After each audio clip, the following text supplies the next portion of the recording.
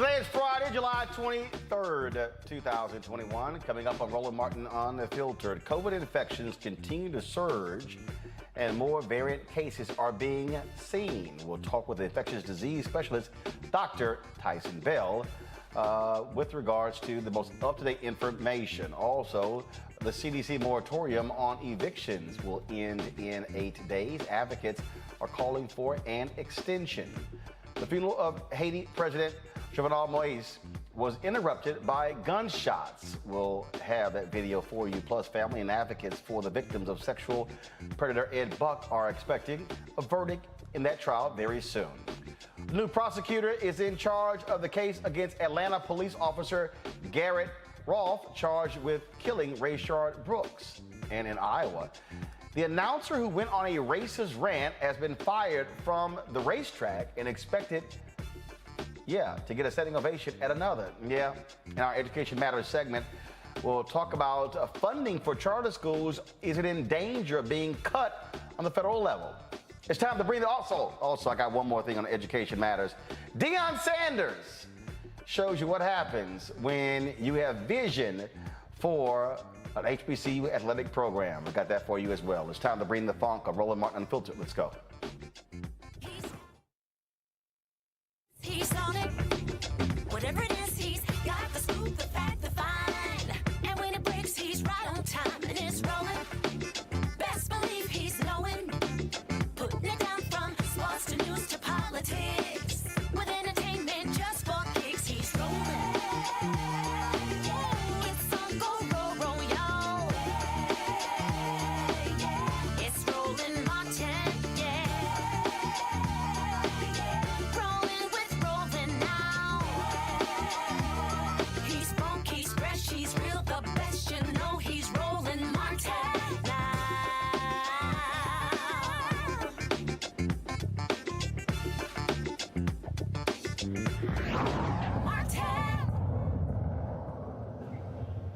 The COVID-19 variant, folks, is causing problems all across the country. It is hitting red states extremely hard. You have governors like Alabama Governor Kay Ivey, who is saying, throwing their hands up, saying, what do we do? Well, part of the problem is when you have these folks in these red states who have said they didn't want to get vaccinated. We're seeing more and more of these stories where people who refuse to get vaccinated, and now they're sitting in hospital rooms and they're dying because they're hard-headed. Dr. Tyson Bell is an infectious disease expert at University of Virginia. He has joined us on many occasions before. And Dr. Bell, look, you and Dr. Ebony Hilton and so many others predicted this in dealing with these folks, and they're so hard-headed, and all of a sudden these people are going, oh my God, I'm dying. In fact, Clavon Bell, I'm going to show you folks this here. He posted something today. He's, of course, the doctor out of Arizona who's been posting various COVID updates, and that was his 34-year-old brother, prominent anti-vaxxer, had posted all kind of stuff, how he wasn't getting vaccinated. At one point, he said he had 99 problems. The vaccine wasn't one of them. He dead. 34 years old. He's dead. Stephen Harmon, that's him right there. No longer among the living because he was adamant about not taking the vaccine.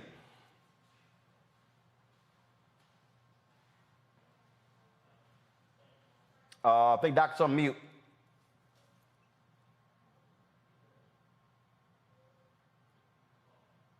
There we go. There we go. You hear me? Now we got you. You think I know how to do this by now. Roland, thank you for having me on first off. And, this was one of these things that, I sure hope that I was wrong about this, but of course, the Delta variant, this is the most aggressive version of the virus that we've ever seen. In fact, Dr. Vasyl Walensky, director of the CDC, said that this is actually one of the most infectious respiratory viruses that we've ever seen, period. So when you have communities that have low rates of vaccination where people are still vulnerable, this is what you're going to see. And we have, in addition to Arizona, other areas of the country that have low rates of vaccination. you're seeing reports from hospitals that they're taking care of more COVID patients than they've ever had before, including last year, and opening up units again. So it's really sad to see. And what makes it so frustrating this time is that this is preventable. I work in the intensive care unit, which means that patients who come to me are critically ill, they're struggling to breathe, they're struggling for life. And we know for a fact that COVID-19 vaccines can prevent this. So it's a failure of messaging, failure of public health. There's an active misinformation campaign that I think is really contributing to this. And we really have to work hard to make sure that we can vaccinate people, correct the misinformation, and get vaccines into the community and convince folks that are on the fence to get vaccinated. And then think about mandates to get the rest of them because, we can't go through this again, Roland. In fact, here is the video here of the governor of Alabama. And first of all, her state is last when it comes to folks getting vaccinated. They were so adamant when it came to a mask mandate. These idiots in Alabama voted for Donald Trump.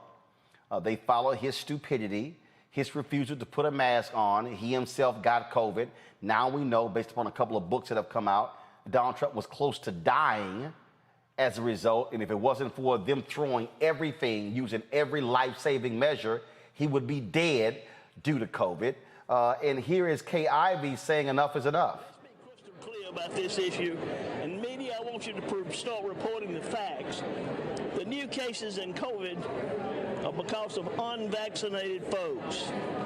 Almost 100% of the new hospitalizations are with unvaccinated folks. And the deaths are certainly occurring with unvaccinated folks. These folks are choosing a horrible lifestyle of self-inflicted pain. We've got to get folks to take the shot. The vaccine is the greatest weapon we have to fight COVID. There's no question about that. The data proves it. I've taken the shot back in December, both shots. And it's just the thing to do. So the unvaccinated is who we need to focus on. Y'all get them to start taking the shot. It's their job to take care of themselves and us as well. We can't do that for them. All we can do is everybody take the shot themselves. So encourage others to do likewise. And Governor, one quick question, follow up on that. What would it take for you to implement a mask mandate? I want folks to get vaccinated. That's the cure. That prevents everything. Why we want to mess around with just temporary stuff? We don't need to encourage people to just go halfway with curing this disease. Let's get it done. And we know what it takes to get it done. Let's get a shot in your arm. And so I've done it, and it's safe, it's effective, the data proves that it works. It doesn't cost you anything. It saves lives. Governor, and that's students who are too young to be vaccinated and are returning to school in a few weeks.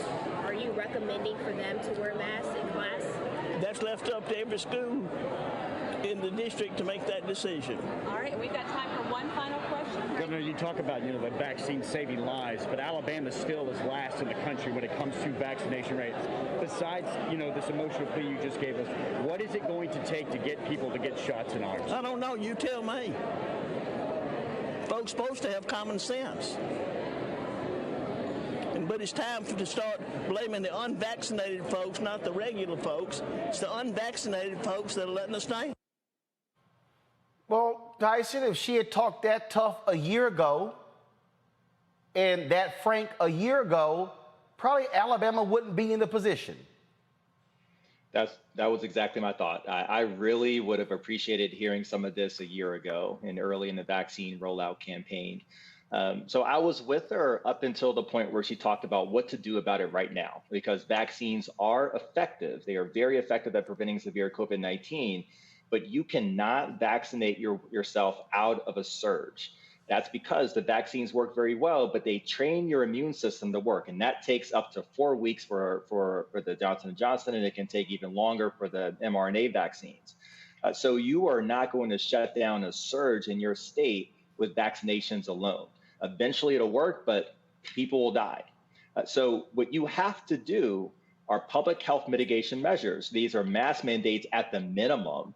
And then think about capacity constraints in businesses and establishments and things like that to really break the chain of transmission, because the people who are infected today are infecting the people of tomorrow right now. So you have to do something right now. So vaccination is certainly a part of it, but right now they need to think about what to do about breaking the train of transmission right now. And I think the message fell off for me right at that point.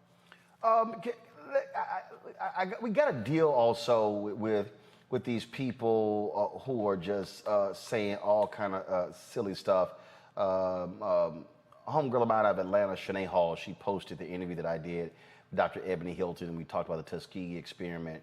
And then all these folks who were jumping on her page, who were weighing in, and people like, whoa, well, y'all making a big deal out of this. And then one woman was like, I was able to keep my family straight by having them take vitamins and stuff along those lines, and then stop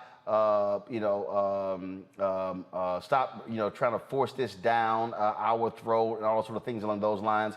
One person said, oh, it's all about, if all you got to do is just keep your immune system strong, and that's it.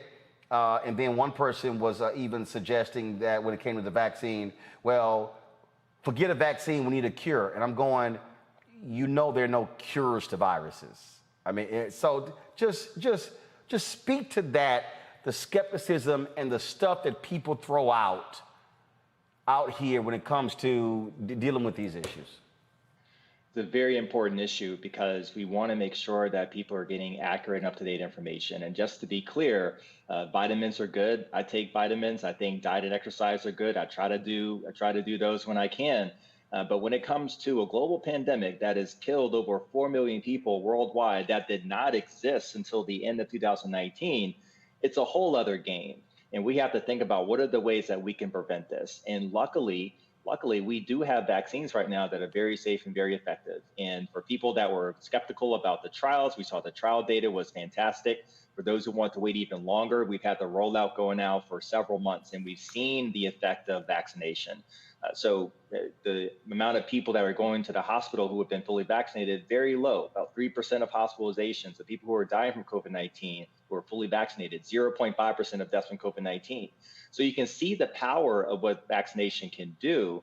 I do think that we have to work on decentralizing the message and making sure that it's getting into the community from people that trust and love. So your pastors, your community leaders, your own physicians.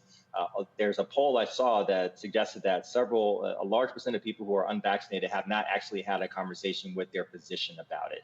So these are the kind of things that we need to do to make sure that we can combat misinformation, encourage people to get vaccinated, and just keep pushing the message. We can't stop because we have to get to this goal.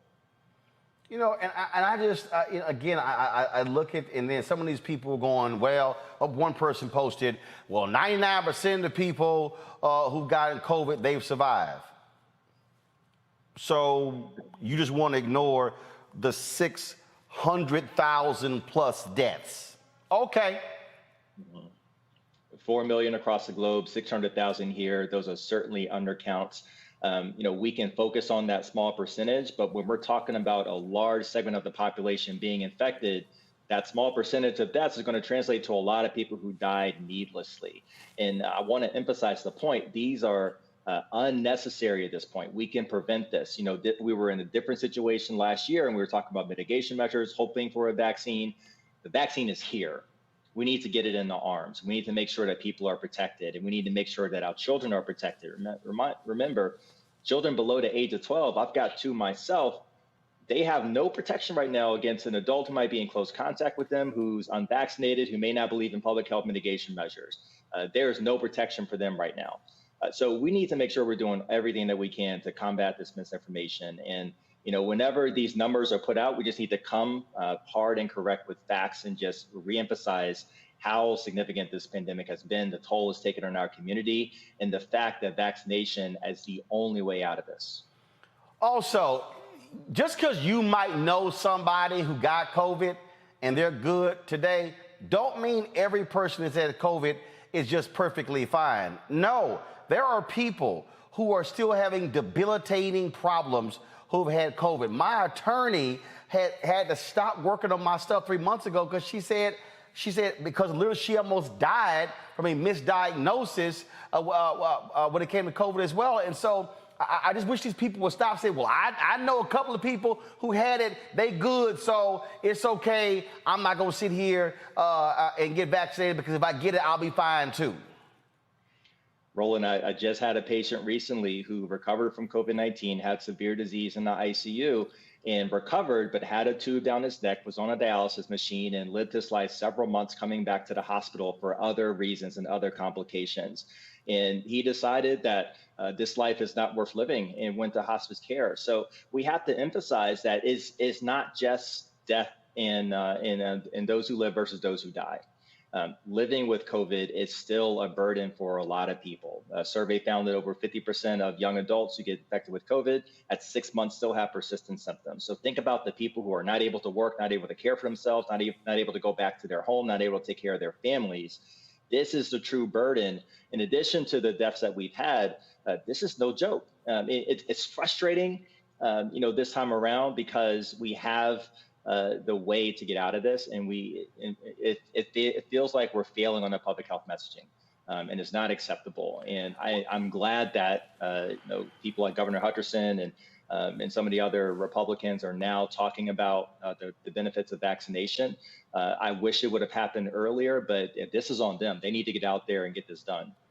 But also, Doc, I'll be honest with you. I was on a call today, and part of the problem also is with, for me, as far as I'm concerned, the media rollout. Look, we've been saying Black-owned media has been shut out in many ways from the campaign. They just sort of just threw ads out there. You didn't have targeted efforts. You didn't have folks targeting zip codes.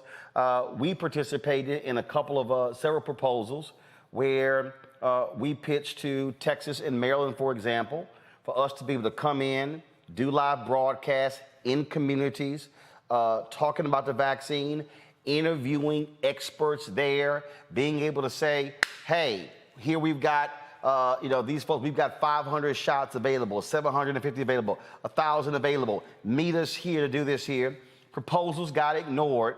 And so now all of a sudden, now they're going, oh, maybe we should have had a targeted effort as opposed to just sort of just throwing it all out there wide open and go. And what they did is they went to all these major media people, gave them millions of dollars, and just put stuff out there and did not have a targeted plan in terms of being able to reach people. The state of Texas kept Dallas County wanted to provide the vaccine first to the most affected communities. And they said, no, it should be open to everybody. And Dallas County said, I think we know better how to serve our people. They said, well, if you do that, we're not going to give you the vaccine. That, to me, is also part of the stupidity. And those of us who know how to talk to hard-to-reach communities, we were saying, y'all, that ain't the way. But folks in charge were so hard-headed.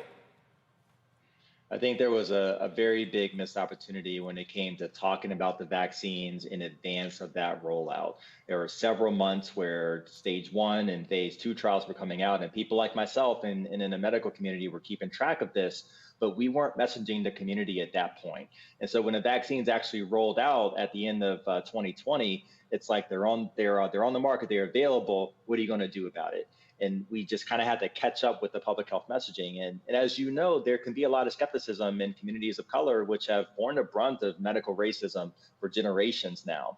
And so you have to think about, how do you get ahead of that message, combat the misinformation before it starts to happen, and really make it so that someone eases into that decision so that they're ready to make a positive decision to protect themselves when the vaccines are available, rather than starting that conversation right then. So the Biden administration did come in. They have had a focus on trying to make sure that vaccine information gets to communities of color, low-income communities, areas like this. But they came in late on the game, unfortunately, because the previous administration did not really have a focus on this at all. Absolutely, and so and I ask, and what they've done with us, they want to keep trying to come to us in Black media, wanting to do stuff for free. I'm like, yeah, but you gave them several $1 million. But you want us to come over here and now save your ass and do it for free. I'm like, yeah, we done seen that before. No, we can't have that, Roland.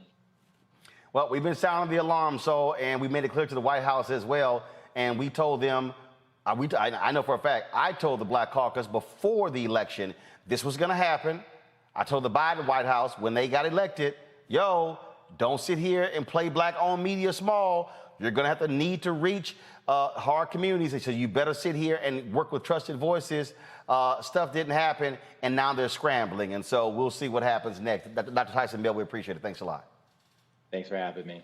Folks, just to understand, here's an example. In Georgia, a black couple who had been married 22 years died 4 hours apart because of COVID. Martin and Trina Daniel, they refused to get vaccinated because of the government's Tuskegee syphilis experiments on black men in the 1930s. Now remember, the government did not infect black men with syphilis. They knowingly allowed them to continue forward and not actually get treatment. But misinformation surrounding the virus is the cause for some or a lot of these cases. Check this out. Conservative radio talk show host Phil Valentine. Right now, this idiot is hospitalized with COVID-19 after telling his listeners they're probably safer not getting the vaccine if they're not high risk. This was Valentine's Facebook post announcing his diagnosis. Yes, the rumors are true. I have COVID. Unfortunately, for the haters out there, it looks like I'm going to make it. Interesting experience. I have to fill you in when I come back on the air. I'm hoping that will be tomorrow, but I may take a day off just as a precaution. It'll be a game time decision. His family issued this statement advocating for the vaccine. Phil would like for his listeners to know that while he has never been an anti-vaxxer, he regrets not being more vehemently pro-vaccine and looks forward to being able to more vigorously advocate that position as soon as he is back on the air, which we all hope will be soon. See what happens when you almost get it. Now, similar to Valentine, again, I tell you about Stephen Harmon. 2 days ago, he died from COVID, a month after posting this tweet. I got 99 problems, but a vax ain't one. Let's go to my panel. Michael Imhotep, host of the African History Network show. Candace Kelly, justice correspondent, BNC. Kelly Bethea, communication strategist. This, Candace, it shows you. And we can go on and on and on. We can show you white folks, black folks. We can show you young people, older people. We can show you middle-aged folks. We can show you healthy people, people who had, of course, who had other health issues. All kinds of different people have gotten COVID, and all kinds of folks have died. And I'm just trying to understand what the hell are these people actually think is going on here. This is no joke. And it is hard to understand what's going on in their minds, and that's what we're all trying to figure out. These are math people, right? We all believe 1 + 1 is 2, but they're not understanding and believing the math in terms of the numbers of people who are in hospitals and those who are vaccinated versus not vaccinated. We know that the facts are there, but they're disregarding it. And at the end of the day, what for? If you're standing up for your medical rights, we already have gone to court in a couple of cases. Just this week, Indiana University, the judges said, you might have rights, but the bigger right is saving the public, the 7 students who tried to bring a lawsuit against Indiana University. In Texas, about 153 people stepped away from their jobs, lost paychecks, lost time, when the courts decided against them, saying, listen, this is a mandate. So I'm not sure, as you said, what's going on in their mind, because the facts are there. They're just trying to, sometimes pride, right? Pride cometh before the fall. And maybe it's one of those situations where people just are firm believers and they don't want to get off their pedestal to say, I was wrong. And saying I was wrong is a tough thing to say. A lot easier, though, when you are in bed and sick, if we just look at the examples that you cited. But I think that the numbers obviously tell the story. But as you said, hard-headedness just gets in the way. And the thing, Kelly, that I just don't get with these people is if you want to sit here and play games, all right, but you also have families, and now you might impact your family. You might hurt them, and I keep saying this, and I know people think I'm joking with it. There ain't no flip side to death. Now, we can talk about the everlasting. We can talk about eternity. But bottom line, there's no flip side to death. None of us actually know what death feels like until we got to experience it. I'm just trying to understand how these fools want to play Russian roulette. I don't understand it my damn self. I don't understand it either. And I have friends and family members alike who are still adamant about not getting the vaccine, but I'm not necessarily around them that much because I want to remain safe. Even though I am still vaccinated, I have family that I want to see who are immunocompromised, elderly, the like, and it is selfish of you to think that it is just you who is affected by a vaccine. The reason the Delta variant is as dangerous and pervasive and spreading like wildfire like it is because not enough people are vaccinated. And what boggles my mind is that for the past year, we have been begging for a vaccine. We have been begging for some type of reprieve from the death that we saw for an entire year. And we finally get that reprieve, and people are like, oh, it came too quickly. I do not understand that logic. I do not understand that logic, especially when said reprieve could not have come quickly enough. We have over 500,000 people gone. They are not coming back. Like you said, there is no flip side to death. And even with all of the evidence, you still have people who are saying, I don't want to get vaccinated. Even in the NFL, people are like, oh, I'm willing to quit just so that I don't get vaccinated, citing my body, my choice as their mantra for this thing, not realizing that if you were ever educated in a public school, you had to get vaccinated. If you've ever traveled outside of the country, past the Caribbean, you got to get vaccinated. If you want to do anything as an American in the public sector at all, chances are you have already been vaccinated or you will have to be vaccinated. And it does not make sense to me that this particular vaccine is politicized because we have this stronghold of selfishness in our culture. It's ridiculous. I'll give you a perfect example, Michael, that is that I need people to understand what happens when you play games, and then when you are unwilling to tell some other folk how silly they are. On many occasions, Bishop Harry Jackson, he was a conservative, he was Republican, had him on the show. This right here, this video that I'm about to play for you took place on April 10th, 2020. And this is Bishop Harry Jackson in the Oval Office. Respect for Bishop, please. Thank you, Mr. President. First of all, let me say thank you for the job you're doing, you and the Vice President, to protect our nation. And you've included the churches in the relief efforts. Many churches would have had to close down had it not been for your insightful leadership. So thank you both very much. Thank you. Good Friday, as we prepare to pray, is one of the darkest days in the Christian faith in that Christ stood in substitution for our sin. But the resurrection is our victory. But it parallels with the Passover. I'm going to read 2 verses and pray out of them. That was April 10th, 2020. Almost to the day, 7 months later, Bishop Harry Jackson would be dead. 2005, Bishop Harry Jackson suffered esophageal cancer. He almost died in 2005, had a stroke as well. Fought through that, he beat cancer. But Bishop Harry Jackson chose to attend the Rose Garden ceremony when Amy Coney Barrett was picked for the Supreme Court. Mm-hmm. We all know that that particular event became a super spreader event. Bishop Harry Jackson died on November 9th, 2020. on November 7th, 2020, Bishop Harry Jackson was confirmed he had COVID.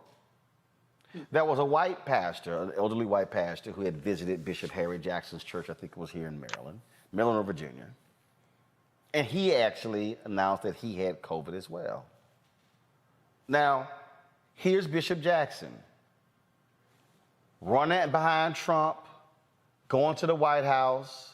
Right. They sitting here. Trump would tell people, take this off. He didn't want them sitting here, sitting in front of him, wearing a mask, and they all did it. His first wife had passed away. He had remarried in 2018, was married for 3 years. He dead. Mm-hmm. He dead. Not one time did Donald Trump send a tweet out about his death. Right. Now here you are praying over him in the Oval Office. There are photos of Harry Jackson putting his hand on the shoulder of Trump, praying for him. And you died from COVID. And the man who himself got COVID, who endangered the country, didn't even issue a tweet acknowledging you died. That is the craziness we're talking about, Michael. You know, brother, there's so much to say. Let me start out like this. You know, the difference between a religion and a cult is that in a religion, your savior dies for you, but in a cult, your savior asks you to die for them. And this is what we're seeing. These are some dumbasses following Trump, and Trump got vaccinated. Okay, my condolences out to the family of Bishop Harry Jackson. Don't forget Herman Cain's dumbass also was following them as well, tweeting about not wearing masks, things like that. He's dead too. Okay, so this is what happens when you follow these idiots. Now, a couple of quick points here. 610,000 people dead right now in the U.S. from COVID-19. Population 330 million people. 1918, 1919, the great pandemic in 1918, 675,000 people in the U.S. died with a population of 106 million. See, we are 55,000 short of how many died in 1918, 1919 from the great pandemic, and we got 3 times the population. This is not over. I told you 2 or 3 weeks ago, I'm like the Lone Ranger. I don't take my mask off. I knew this stuff was going to blow up because you got dumbasses out here. I'm not talking about people who, for something like I have a friend who can't get the vaccine because she's allergic to medicine. I'm not talking about people like that. I'm talking about people who are just refuse to get it and are listening to conspiracy theorists, listen to people like Stephen Harmon, who unfortunately died, listen to people like the conservative talk show host. When you look at Fox News has a vaccine mandate. You got to take the vaccine to work there. You have to take the vaccine to work at Fox News, okay? You had Dr. Ebony Hilton on a couple of days ago talking about the Tuskegee experiment of untreated syphilis in the Negro male. I've done an entire lecture on the experiment. There were 600 men in the study. 399 of the men had an early form of syphilis called latent syphilis, L-A-T-E-N-T. People go research this. Latent syphilis means you have the syphilis, but you don't have symptoms. 201 men in the study did not have syphilis. They were the control group. Whenever you do a study, you have a control group that does not have the stimuli injected into it or exposed to it to compare the two. So even though the Tuskegee experiment was bad, I'm not saying it was good, we totally misunderstand it. A better example would be the mustard gas experiment from World War II on African-American World War II soldiers, where they were deliberately exposed to mustard gas and the white soldiers were not. But as I tell my listeners, get medical advice from medical professionals. Get medical advice from medical experts, not simple Simon-ass people on social media who are pimping you and lying to you, because some of these same social media pimps in February and March of 2020 said black people couldn't get coronavirus. How'd that work out for you? And you talked about Herman Cain. Y'all remember when that idiot so-called comedian Terrence Williams put this video here out, and them sitting there doing a jig in Tulsa. This was the Tulsa rally that Trump had. and you see all these old ignorant black Republicans, watch this. Ooh, who's that right there? There's Herman Cain. That's that fool David Harris. That's that other fool, the other reverend. But Herman Cain is writing this video as well. 2 weeks later, Herman Cain was hospitalized and then died almost a month later due to COVID.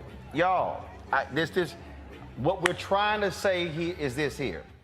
Y'all out there, y'all want to go to these events. Let me tell you something. When I watched all them people who were outside the stadium during the NBA Finals, I sat there and said, oh, hell no. No mask. I mean, they were packed in that bag, but thousands of them, no mask, no. I'm telling y'all play these games all y'all want to. I ain't trying to check out early. Just not. I ain't trying. Look. Everybody has an expiration date, but why in the hell do I want to speed it up? That's all I'm saying. So if y'all want to see them play games, y'all can go ahead and play games. We gonna use some common sense over here. And look, I got some folks, and they were like, Roland, we need to get panelists back in the studio. Nope. Nope. Nope. Nope. Nope. It ain't happening. Because again, until we are out of this phase, until we are out of this danger, I am not going to sit here and put folks at risk. I mean, I look right now, there are 5 folks sitting in the control room, 6 folks in the control room. And look, I'm trying to get people to understand, to every one of my staffers, you do some stupid shit out there, you're putting all of us at risk. You decide to go to a party, with a whole bunch of people. You don't know who the hell is there. You don't know who got vaccinated. I went to an event the other night, and man, like this one dude, he rolled up to me. I was like, hey, bro, your ass too close. Like, Roland, and he was talking. I was like giving him the shoulder with the mask on. I was like, dog, because I was like, yo, bro, back the hell up. Go ahead, Candace. People have to understand too that if they're out of work right now and they have the unemployment checks and whatnot, when they get back to work, or if they're out of work for any other reason, they get back to work, their employer can tell them that they can be mandated to wear that mask and get the shot. So they're fighting against even bringing in a livelihood at the end of the day in terms of what's going on in their lives. They have to make the decision to get this in order to not just live, but also to live and make a living, because eventually all employers are going to mandate it because it makes no sense not to. Well, in fact, there was an NFL coach, Rick Dennison, who has been fired by the Minnesota Vikings because he absolutely refused to get vaccinated, and the NFL has mandated all teams, all Tier 1 employees have to be vaccinated. My wife did send me this cartoon here that is hilarious, and I ain't got no qualms with it. It's go to my computer. He ran up on me without a mask, so I social distance his ass. Look, I am. That's a move. That is a whole move. I'm not encouraging violence, but what I am saying is, if your ass ain't vaccinated, don't be rolling up on me, talking to me on my face. No, back up. No, it ain't happening. So I'm just letting folks know. All right, y'all. Advocates call for an extension on the federal eviction ban on July 31st. The moratorium and eviction ban is going to expire. Those at risk are calling on President Joe Biden to act, but so far this administration has only rolled out a new measure allowing homeowners to refinance their mortgages and cut monthly payments. The end of the emergency measures means nearly 6 million renters are at risk. In addition, a federal appeals court ruled that the CDC stepped outside of its authority by enacting the eviction moratorium to begin with, calling the measure unlawful. As of now, it is not likely the moratorium is going to be extended. Antoine Thompson is the former executive director of the National Association of Real Estate Brokers. He joins us. So Antoine, what's going to happen? Because, 6 million people, you start throwing folks out, we're still in this crisis. It's going to be a problem. Yeah, you got two first. Thank you for having me on. Yes, the way this program has been rolled out has been a major challenge for people. So remember, not only do you have 6 million people who have or are on the verge of eviction, but you also have a lot of landlords who, this was imposed on them as well. I was at dinner last night in D.C. with 4 Black men who own property, and some of them have multiple tenants that have not paid rent in 15 months.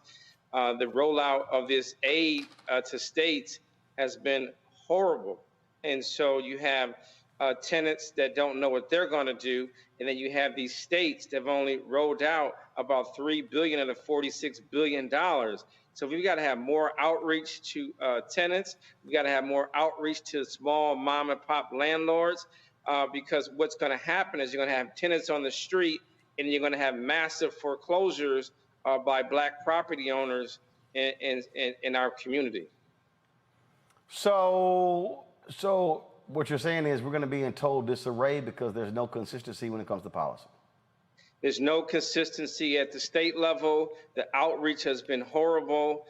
We need to be more aggressive as a country to help these small Black property owners that may own 3 or 4 houses, may own a 20-unit apartment building. Half the people have been paid. A lot of tenants as well have been afraid because, they haven't paid rent.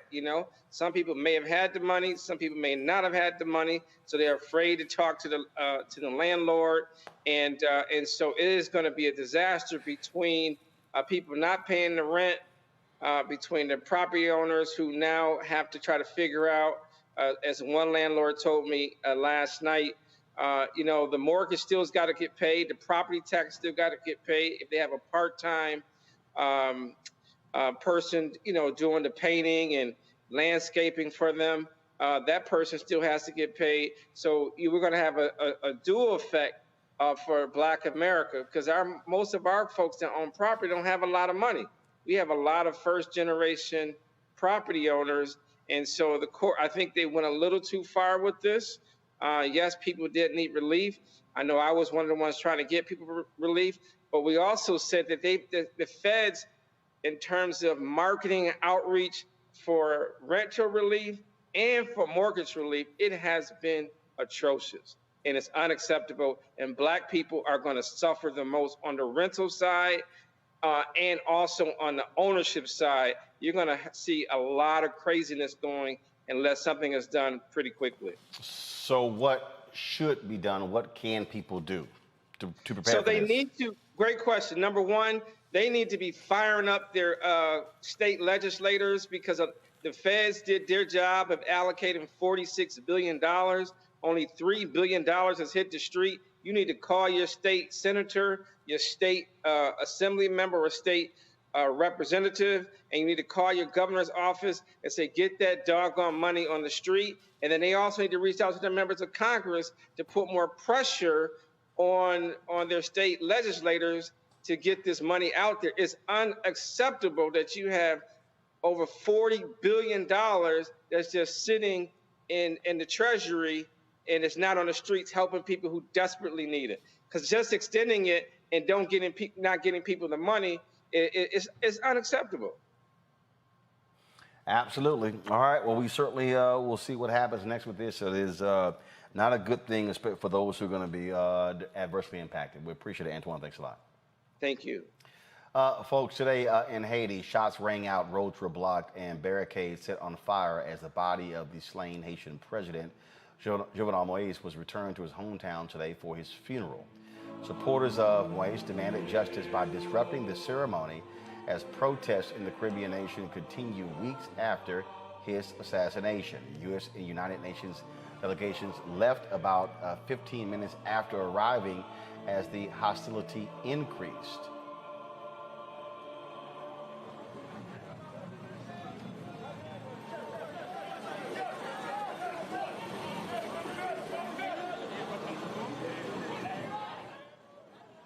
Maureen Moïse spoke to the crowd for the first time since the deadly raid on her home, telling the public not to be afraid during this moment of uncertainty.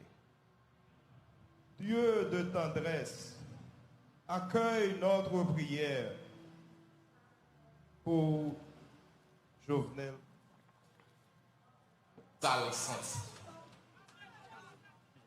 At least 26 suspects are in custody in connection to Moise's death. Police are still looking for several more suspects they say were involved in the assassination plot, including a former rebel leader and an ex-senator. All right, folks, got to go to a break. When we come back here on Roland Martin Unfiltered, we'll give you an update on the Ed Buck trial.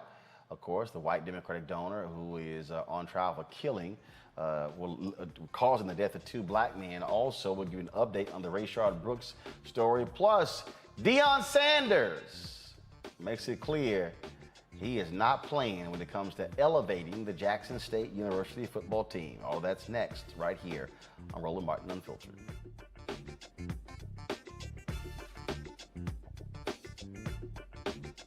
The same forces that are trying to pass these bills across the country, but here in Texas, to, yes, suppress, to stop, to undermine the vote. The same folk that block you from having living wages are the same folk that wouldn't fix your utilities problem.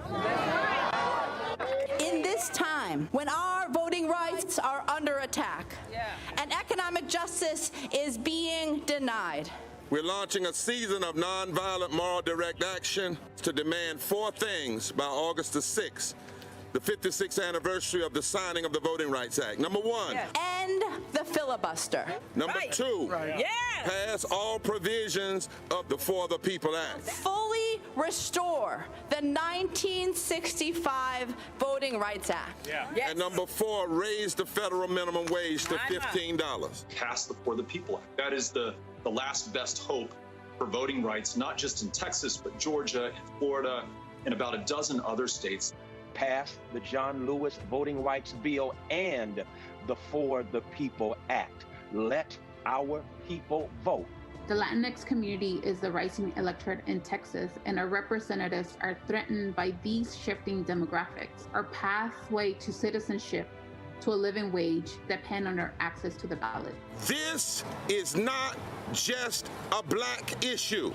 That's right. This is a moral, constitutional, and economic democracy issue. Poverty is reinforced by public policy. And what happens in Texas, as well as in America, we create policies that perpetuate poverty, and then we criminalize the poverty that we create. There's only so much we can take, and it's time for us to stand up and speak loudly against what's happening here. I think in Texas that it is time for a Selma-like. I think we ought to march from Georgetown to Austin. And we ought to come to Austin, but we ain't coming to Austin just for Austin. We come to Austin to save the Washington, D.C. Which side are you on? And don't tell us you can't do all of this. You must do all of this for the soul and the heart of this democracy. Forward together! Forward together! Forward together! Our aides have lost the ability to focus the discipline on the art of organizing. The challenges, there's so many of them and they're complex, and we need to be moving to address them. But I'm able to say, watch out, Tiffany. I know this road. That is so freaking dope.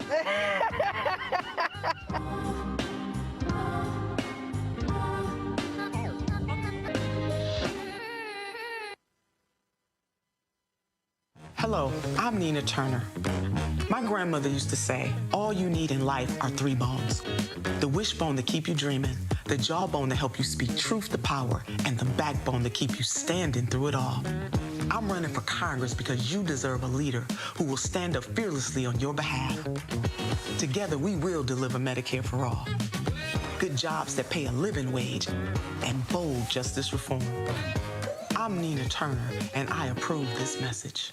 Carl Payne pretended to be Roland Martin. Holla! Hi, I'm Chaley Rose, and you're watching Roland Martin Unfiltered.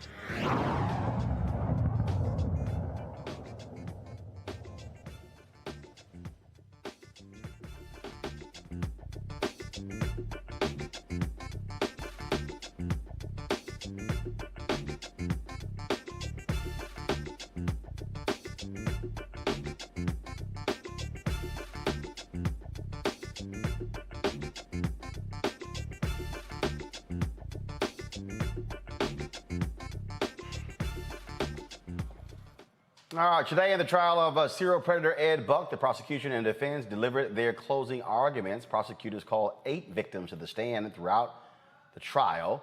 The one witness the defense called claimed the 2 black men found dead in Buck's West Hollywood apartment, Jamel Moore and Timothy Dean, died from AIDS and other factors other than the methamphetamine Buck fed them. The 66-year-old white Democratic donor is charged with 9 felony counts. If convicted, he'll get a maximum penalty of life in prison without parole. The jury is still deliberating. I'm certainly waiting for that verdict to come in. Folks, in Georgia, the Rayshard Brooks murder case is now new prosecutor. The Attorney General announced that Peter Scandalis, the executive director of the Prosecuting Attorneys Council of Georgia, will serve as substitute prosecutor in the case against Atlanta police officer Garrett Rolfe. Last month, a judge granted Fulton County DA Fannie Willis's request to recuse herself from the case against Rolfe. Willis, of course, who took office in January, said the actions by her predecessor, Paul Howard, made it inappropriate for her office to handle Rolfe's prosecution. Now, you remember on June 12, 2020, Brooks fell asleep in his car in the drive-through lane of a Wendy's restaurant. Police body camera shows the 27-year-old black man struggling with 2 white officers after telling him he had too much to drink to be driving. They tried to arrest him. Brooks grabbed a taser from one of the officers and fled, firing it at Rolfe as he ran. An autopsy found that Brooks was shot twice in the back. Rolfe was charged with murder and other offenses. The other officer, Devin Brosnan, was charged with aggravated assault and violating his oath. We'll certainly see what happens there. In Philadelphia, a police officer accused of deleting video from a man's cell phone following a traffic stop. He's now facing charges. Officer Tyree Burnett stopped Jacob Giddings back in March. It was Burnett's body cam video that captured him going through Giddings' phone to erase the footage. Burnett is charged with attempting tampering, of course, obstruction of justice, and official oppression. Giddings has filed a lawsuit against Burnett and the department for the incident. Philadelphia Police Commissioner suspended Burnett for 30 days and intends to fire him as the suspension ends. That's appropriate, Candace, because, again, he literally deleted the video that was on the phone. For what purpose? If it was just, I don't care if you're shooting. Right. Yeah, I mean, you know, you're getting rid of evidence there. So this is the right thing to do. Hopefully we shouldn't expect anything less, but we know what often happens during this process. So there you have it. He should be where he is right now, and facing whatever comes to him because of what he did. That's just the bottom line. I just get a kick out of these cops, Michael, who think they can do what the hell they want to do. And this is also why body cam footage matters. Because if he wasn't wearing the body cam footage, we wouldn't have the evidence of him deleting the video. Absolutely. You know, we talked about this 2 or 3 weeks ago here on the show, Roland, and I said that looks like tampering with evidence. And I read the article from the Griot today about this. He's being charged. Absolutely, that's tampering with evidence. And when you watch the video, you see him take the little plastic shield off the phone also as well. So he had to go through a couple of steps to go through and be able to delete the video as well. Then he lied to the gentleman and said he didn't know if the videos were still there or not, because the guy asked him. It's all recorded on his body camera. He asked him, you know, did you go on my phone, things like that, or what have you? Is the video still there? He said he didn't know anything about it. So yeah, he should be charged. He should be prosecuted. He should be found guilty. He's all right there on camera. We have the evidence. This to me, Kelly, is where I just sit here and I go, really? Really? So you think you got that much power? You should delete something from somebody's phone because you didn't like that they were shooting video of you? Well, the reason why cops like this one and others think they have that much power is because previously speaking, they did have that much power. With or without a body camera, we have a long history of cops basically getting away literally with murder, with tampering with evidence, with creating evidence. Pick a crime, cops have been getting away with it for quite some time. It is actually a phenomenon to have cops held accountable for their actions. So in a weird way, I actually understand how and why this occurred, because he is so used to getting his way, because this is a culture of police officers, especially corrupt ones, getting their way so often that it doesn't matter whether he had a body camera or not. I would venture to say that he probably knew that he had the body camera on and still thought he would get away with it because of that culture. So considering that this is now in court, he's being charged, again, a great step in the right direction, but the threshold as far as cops getting away with murder is really, really high, because it takes almost a perfect case, such as what we saw just a couple months ago with George Floyd. It takes almost perfection in order for any cop, certainly a white one, to be held accountable for a Black life being compromised or even killed. Roland, there was actually, if you look at the video, I mean, we're also looking at a little bit of assault, battery. I mean, he took his phone. So, of course, there's tampering with evidence. That's the base of it. But he was pretty active in trying to get that phone away from him. So I'm surprised that there are not other charges in addition to the tampering with evidence, because he did a lot besides just the base level tampering in this, thinking that he could do so, as Kelly just said. And that goes to police officers getting away with it. It's right. That culture. It's that culture of being able to do whatever you want to do because they know innately that they can get away with it. So the fact that, again, we are turning the tide is a phenomenon. So hopefully he actually is held accountable for his actions. And that's what we've seen, Michael, in the past. They have operated with impunity. And now I know people are saying, hey, more needs to be done. But the reality is we are seeing, because of protests, because of the action, we're seeing more and more cops being held accountable for their actions. Yeah, 5 or 10 years ago, a lot of these cases we would not have seen being brought against police officers. As you have more cities, more municipalities that have body cameras, and is going to continue as well. And it should. There has to be accountability. You're not above the law. You're not God. Okay. You can't tamper with evidence like that. So it has to continue. This is a small step, but this is important as well. And this should serve as a notice to other officers who have gotten away in the past with tampering with evidence and things like that. You're under a microscope now, and you should be. All right, folks. We were discussing COVID earlier, and I think the Republicans really try to outdo themselves as to who could be the absolute dumbest in Congress. Now, Louis Gohmert, I mean, he is top 3 dumb.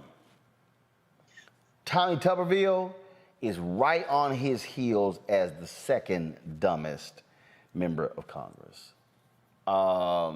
That new fool, Ronnie Jackson, who was Trump's doctor in the White House, his dumb ass, he got a bullet shooting up the charts.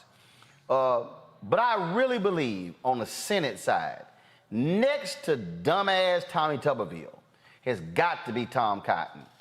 I have got to play for y'all what this fool said today on Fox News, and I need y'all to brace yourselves for this fool. I need y'all just to brace yourself, because he's just stupid. Okay, y'all hear it? Y'all have it? So let me get this, because this, oh my goodness, y'all. I mean, I'm talking, when I say just dumb, I mean, we talking about a really dumb person. And he is known to say stupid stuff. And just, this is like Hall of Fame stupid. All right, listen. All right, let me see if I can, let me see what's going on here. We've got some audio that's, we should be fine here. Now let's, not sure what you guys are hearing. Bring it up, please. So he was talking to John. He was talking to John Roberts, and the reason I'm laughing here at this fool, because first of all, let's talk about what he does. What he does, and what Tom Cotton does is he loves to get upset at the political people who do their jobs. Okay, so this is an interview with John Roberts today about the administration and COVID. The White House is sort of leaning in that direction. We had President Biden. All right, so I'm gonna do this here. I'm gonna go to a quick break. I'm gonna come back and play this because I gotta talk about this, y'all, because I want to show y'all the stupidity. We'll be back on Roland Martin Unfiltered.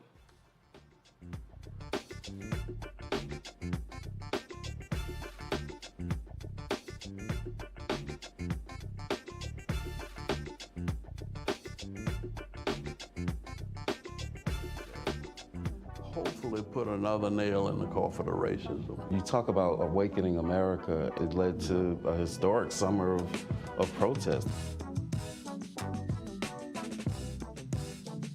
I hope our younger generation don't ever forget that nonviolence is soul force, right?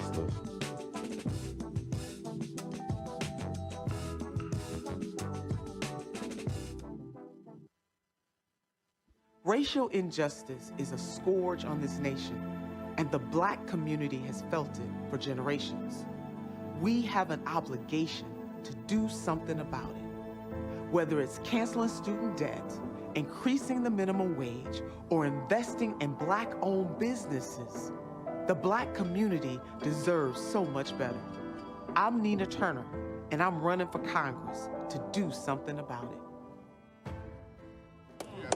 That are trying to pass these bills across the country, but here in Texas, to, yes, suppress, to stop, to undermine the vote. The same folk that block you from having living wages are the same folk that wouldn't fix your utilities problem. In this time, when our voting rights are under attack and economic justice is being denied, We're launching a season of nonviolent moral direct action to demand 4 things by August the 6th. Not just in Texas, but Georgia and Florida and about a dozen other states. Pass the John Lewis Voting Rights Bill and the For the People Act. Let our people vote. The Latinx community is the rising electorate in Texas, and our representatives are threatened by these shifting demographics. Our pathway to citizenship, to a living wage, depend on our access to the ballot. This is not just a Black issue. That's right. This is a moral, constitutional, and economic democracy issue. Poverty is reinforced by public policy. And what happens in Texas, as well as in America, we create policies that perpetuate poverty, and then we criminalize the poverty that we create. There's only so much we can take, and it's time for us to stand up and speak loudly against what's happening here. I think in Texas that it is time for a Selma-like. I think we ought to march from Georgetown to Austin. And we ought to come to Austin, but we ain't coming to Austin just for Austin. We come to Austin to save the Washington, D.C. Which side are you on? And don't tell us you can't do all of this. You must do all of this for the soul and the heart of this democracy. Forward together! Forward together! Forward together! Hey, I'm Donnie Simpson. What's up? I'm Lance Gross, and you're watching Roland Martin Unfiltered.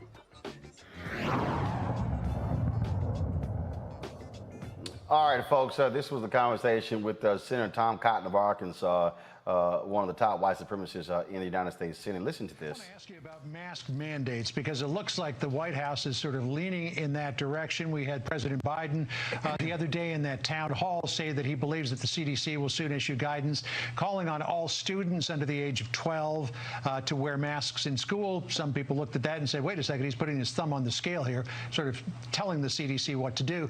Ron DeSantis, though, governor of Florida, said he's having none of that. Listen to what he said yesterday.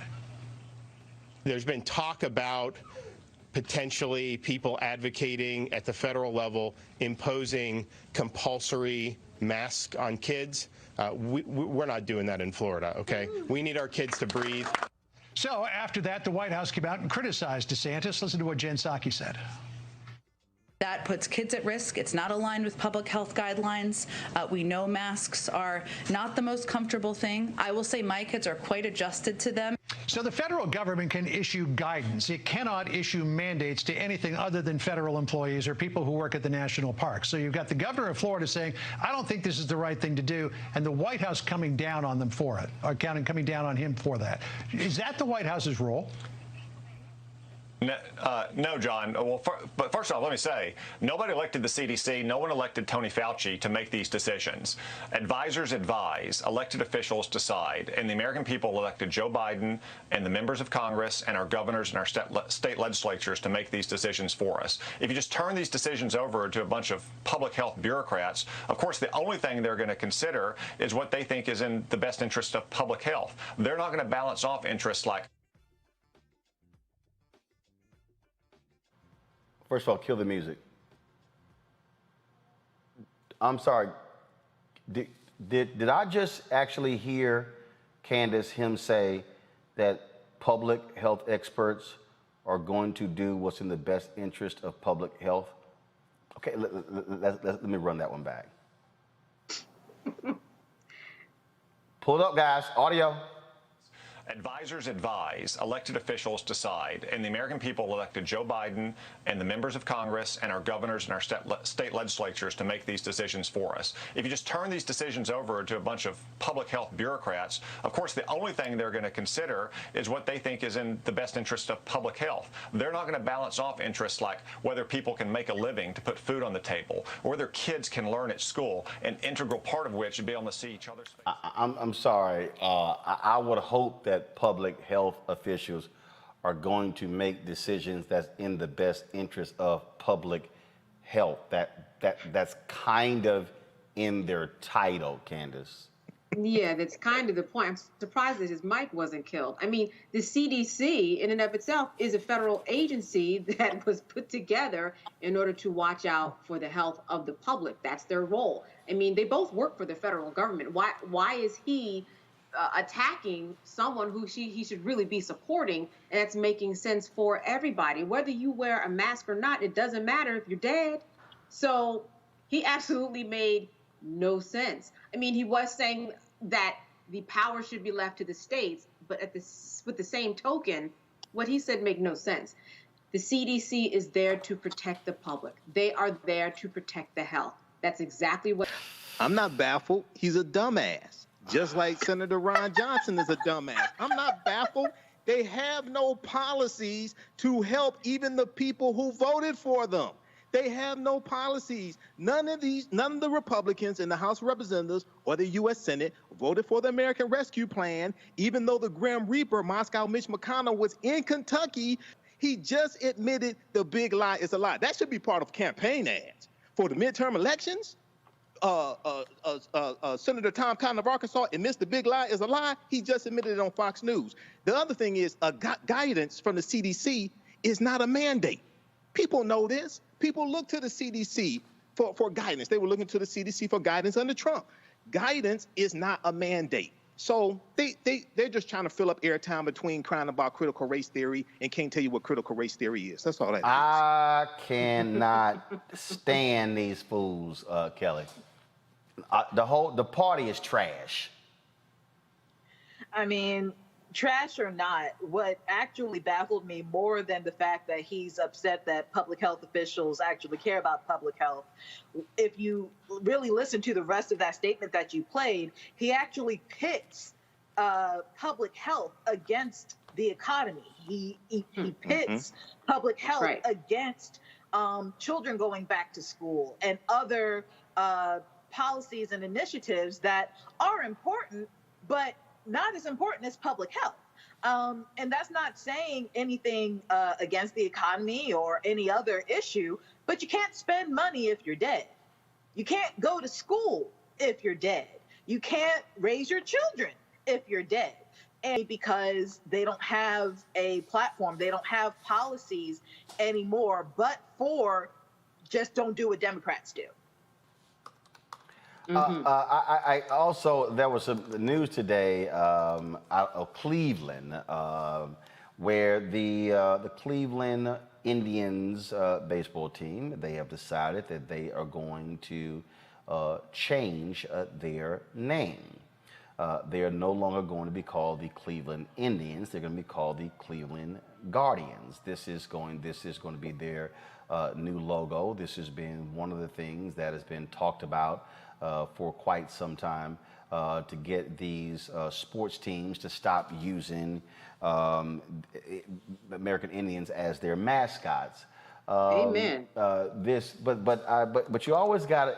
It's always great to have really stupid people, and one of the most stupidest people is Rich Lowry. Rich Lowry of the National Review. Let's just say he's clueless. In fact, he posted this tweet here, and just like that, the Indians adopt the dumbest, most pointless name in major professional sports. Well, let's just say, Michael, he got lit up all across social media because people said, Rich, have you ever heard of the Utah Jazz? You know, no one equates Utah with jazz. Right, right. And for those who don't know, the New Orleans basketball team used to be called the New Orleans Jazz. That made sense. And then they moved to Utah and they kept the jazz part. Yeah, that made just like, if you really want to be honest, the Los Angeles Lakers is pretty a stupid name. Because they were the Minneapolis Lakers, which actually made sense because, you know, the Great Lakes, it kind of makes sense. The Arizona Cardinals, pretty dumb name, because that's not really who they are. Trying to think, you got a few other just absolutely, I mean, obviously you used to have the New Orleans Hornets because they came from Charlotte. Then they changed their name to the New Orleans Pelicans. Kind of makes sense. Then you had the Charlotte Bobcats, and that was only because Bob Johnson owned the team, which was one of the biggest disasters in Charlotte sports history. But yeah, these folks love complaining about something, and I'm just trying to understand. So, Rich, you want it, and in fact, that idiot Trump even put out, I think he put a video out or some kind of press release complaining about the name. Okay, really? See, this is what I keep saying, Michael. What they don't like is now that we now have a voice and we get to decide things, it's bothering them that we're changing these symbols of white supremacy. That's right.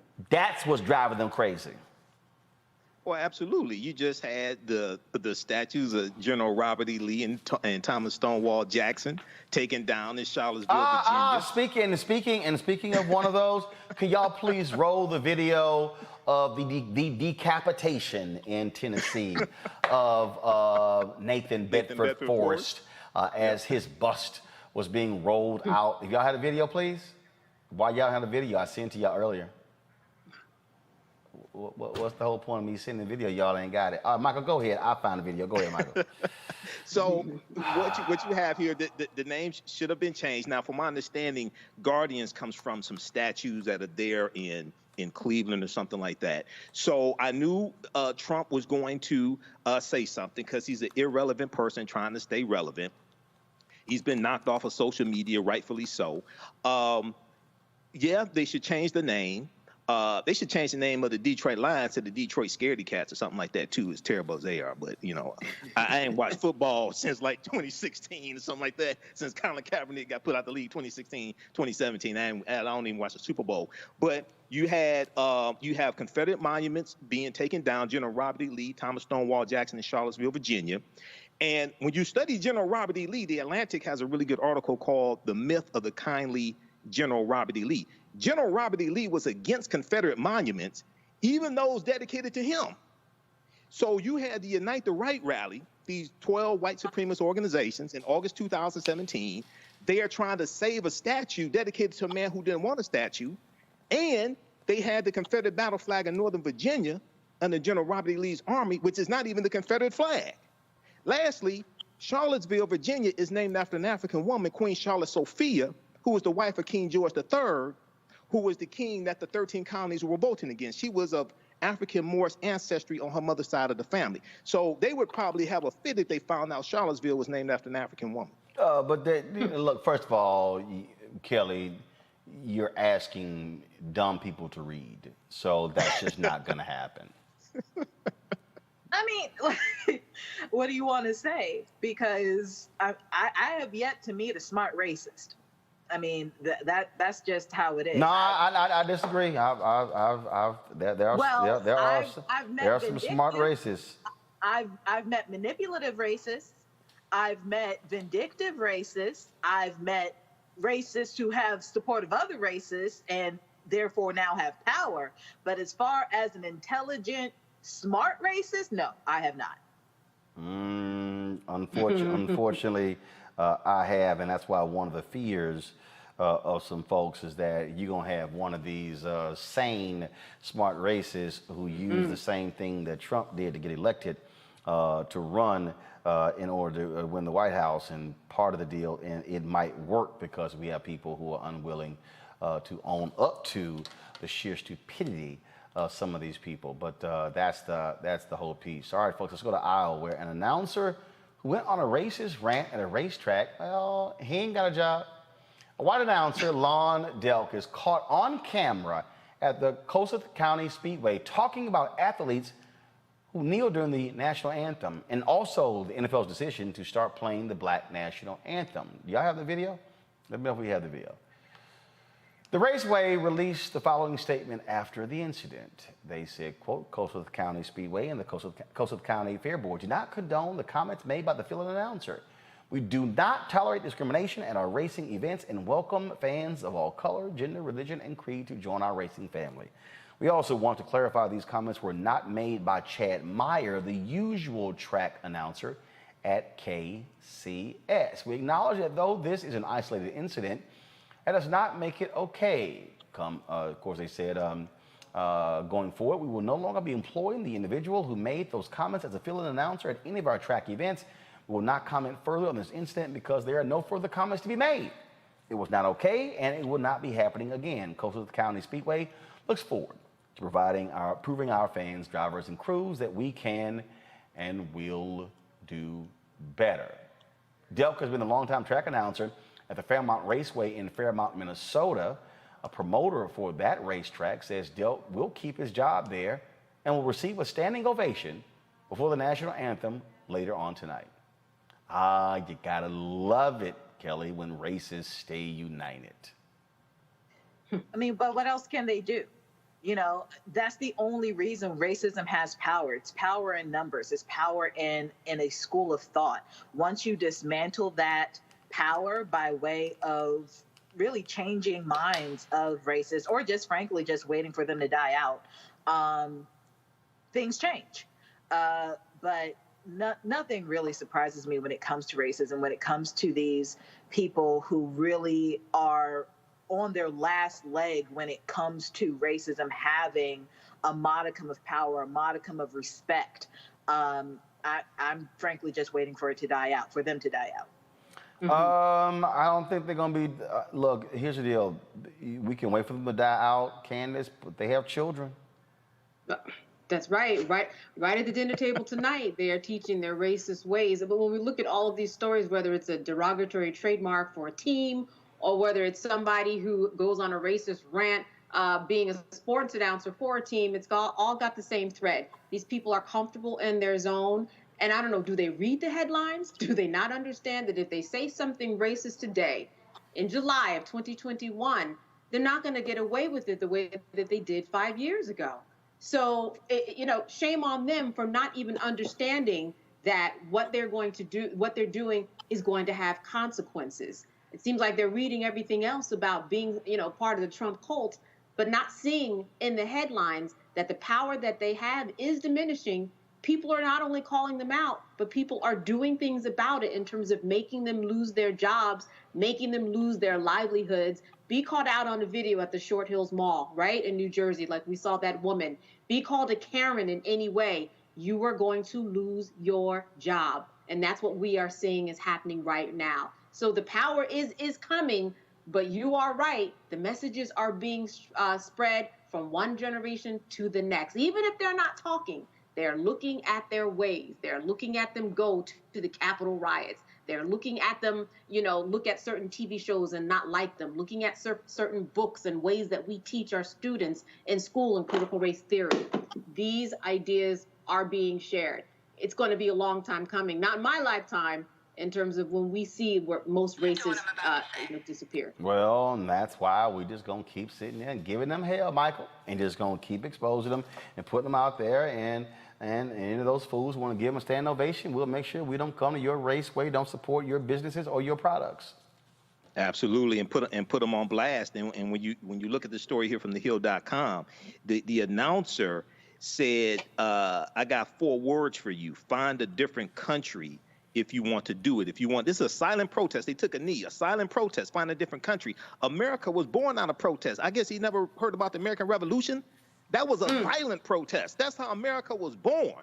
See, when Michael, you have got to stop assuming these people read. I don't know why they don't read. They can watch the American Heroes channel. No, they don't read. You can't even put this in the pictorial. They don't. These are not smart people. Well, we know that a lot of the... And remember, you were not supposed to be able to read. And this is why. Mm-hmm. Well, yeah, that's true. That's true. This is why they made it illegal for slaves to read in Virginia after the Nat Turner Rebellion, because it was legal for slaves to read up until 1831 in Virginia, and Nat Turner was literate. See, there you go again. Right. You keep trying. Y'all know why you keep trying. I don't know why you keep doing this. But then he took offense to the NFL's anti-racism efforts, including Lift Every Voice and Sing, playing Lift Every Voice and Sing before the games. The NFL is like almost 80% black, okay? And it's the Black National Anthem. Okay, so what we have here is this cultural anxiety that a lot of white people have. Not all white people, but a lot of white people have, is being ginned up by Fox News and Donald Trump and conservatives with attacking with critical race theory and things like this. And once again, this is why America needs a massive history lesson. Now, it may have to be a pictorial because some of them can't read, but this is why America must have a massive history lesson also. No, but then they don't want you teaching that in schools.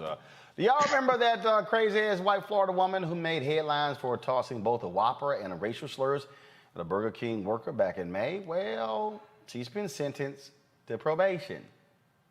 Yeah, retiree Judith Black only got 12 months of probation after a no contest plea to the misdemeanor charge of battery. Black was also hit with a $785 fine in order to go to anger management classes and can never go back to the Burger King location in question. Wonder how many black people she's gonna run into, Miss Black. All right, y'all. We're going to come back in a moment. We're going to talk about Education Matters segment. Could charter funding on the federal level be in danger of being stripped out of the federal budget? We'll discuss that next right here on Roland Martin Unfiltered. White supremacy ain't just about hurting black folk. Right. We got to deal with it. It's injustice. It's wrong. I do feel like in this generation, we've got to do more around being intentional in resolving conflict. You and I haven't always agreed. Yeah. But we agree on the big piece. Yeah. Now, conflict is not about destruction. Conflict's going to happen.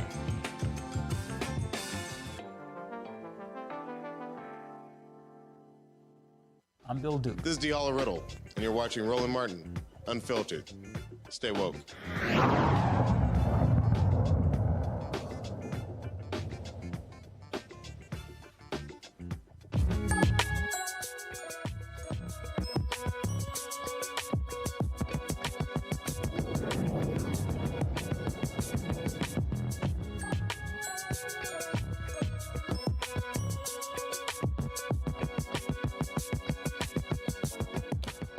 All right, folks, the massive federal budget proposal could put a dent in the charter school funding. The House Appropriations Committee would cut money for charter schools by $40 million and potentially limit many charter schools from receiving federal funds altogether. What does this all mean? Joining us is Nina Reese, president for the National Alliance for Public Charter Schools. So explain this, Nina, exactly what this would do. How much money does the federal government currently allocate to charter schools, and how much are we talking about losing here? Well, first of all, thank you so much for having me, Roland. It's always nice to see you and to be on your show. The cut in question is to the federal charter schools program, which is a federal program that's been around since the late 90s. And we currently have about $440 million that's allocated to public charter schools that are just launching or replicating. And the cut in question would shave about $40 million in funding. And it's in the House Appropriations bill that passed the full Appropriations Committee and will be on the floor next week. So what is the basis of the cut? Are Democrats simply saying they want to shift the money? What explanation is being given? Well, that's a good question. They have raised overall expenditures in this budget by 40% for K-12. So you could argue that in the past, when this committee has shaved $40 million, because this will be the third time they've done this, you could argue that President Trump was in office and they were worried about overall expenditures in K-12 going down. But in this particular instance, we are seeing a 40% increase. And what's interesting also is that President Biden's budget has $440 million in it for charter schools. So this is also not in line with the party's own president's request. And in terms of where it's going, that's a good question. They have increased everything else, so it's not as if they needed this $40 million. $40 million in the labor HHS budget is a very, very tiny sum. So, okay, and that's the point there. So obviously, everything can't be funded. So from your perspective, why is this significant? And how could it somehow impact charters nationwide? Well, again, it's insignificant, but at the same time, that's why it's so symbolic. I do think that those in power right now in the House, unfortunately, are probably a little bit more aligned with the teachers' unions and the opponents of charter schools.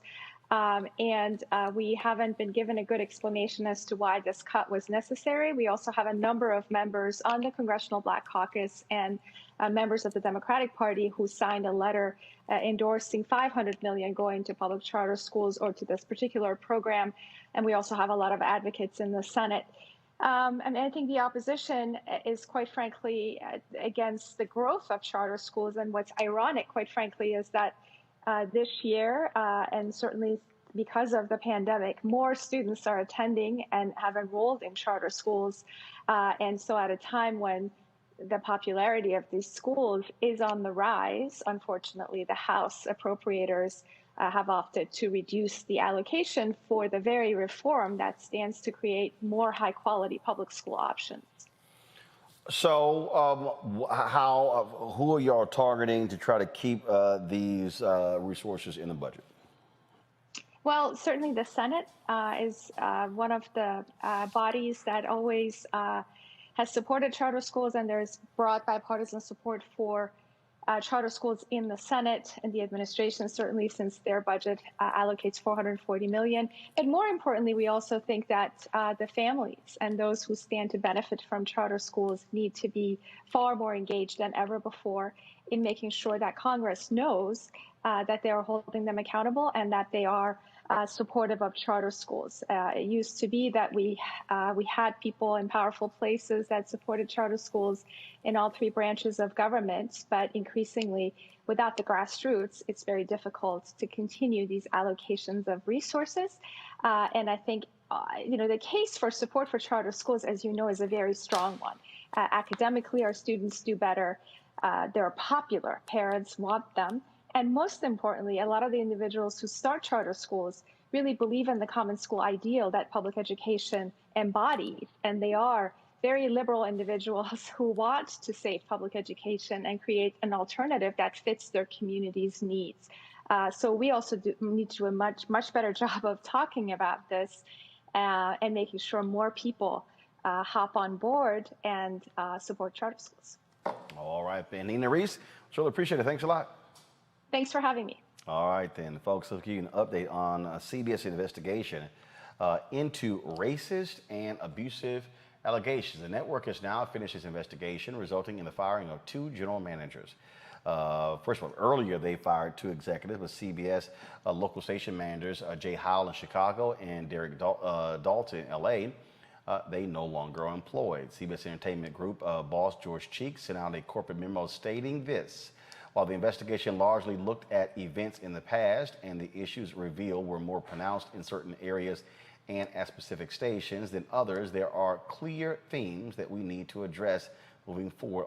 And our diversity, equity, and inclusion standards need to be a top priority for leadership in every corner of our station's business.